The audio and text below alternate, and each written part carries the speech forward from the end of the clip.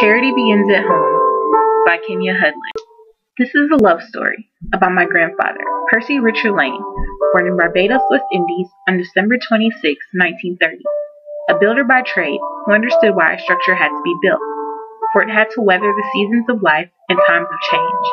And my grandmother, Doris Lucy Roberts, born in Brooklyn, New York on January 20, 1928.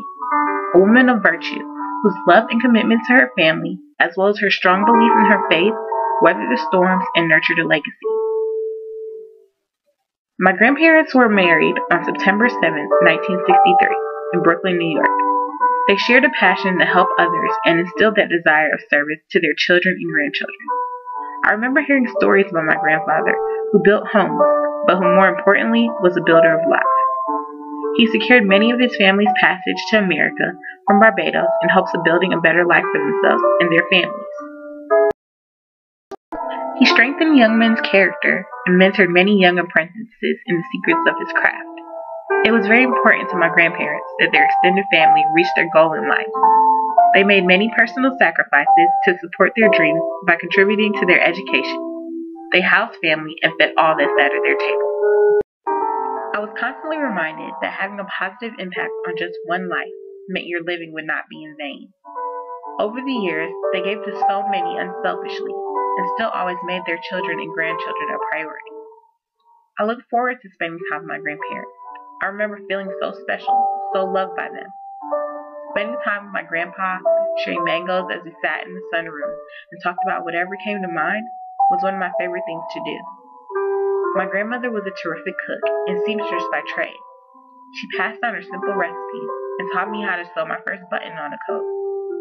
On Saturday mornings, you could always smell the scent of fresh baked bread and saltfish, and I would be at the kitchen table propped up on a pillow kneading the dough.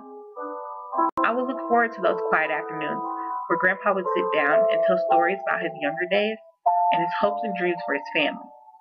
He would remind us that we were thoroughbreds, and with a little perseverance, nothing was impossible.